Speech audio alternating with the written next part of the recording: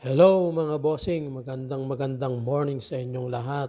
Nandito tayo ngayon sa fish market.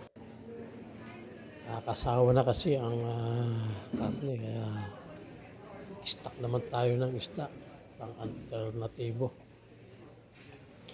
May mga frozen doon. Ayan, daming tao. Minsan lang kasi ito mga bossing, tuwing Sabado lang. Ayan, may salmon. Ito lang naman sinadya natin dito. Salmon, mura kasi. Mas mura rito kaysa sa shop. Ayan, may marami ring mura. Tuwing Sabado nga pala ito nagbubukas mga bossing na from 6 to 10 a.m. Kaya mabilisan lang tayo rito.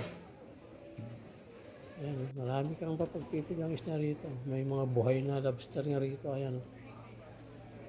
Ayan. Sarap yan. Medyo mahal nga lang.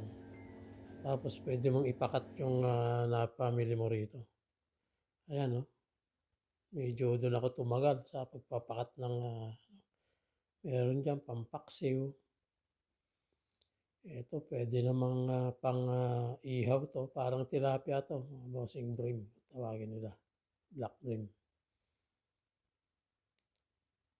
Tsaka ito yung skipe. Pang prito. Sarsyado. Ayan. Gagawin kong salmon rolls. Instead of karne, isda ang gagamitin ko. Ito naman mga bossing, yung buntot tsaka ulo, pwede ko siyang pansigang. Yung iba pang prito na. Paghiwa-hiwalayin ko lang to mga bossing para pagka gusto mong magluto, dampot na lang ng dampot. Ayan mga bossing, pwede nang ilagay sa ref. Kami lang naman ni Mrs. ang mahilig mag-ulam nito. Yung mga bata hindi gaano.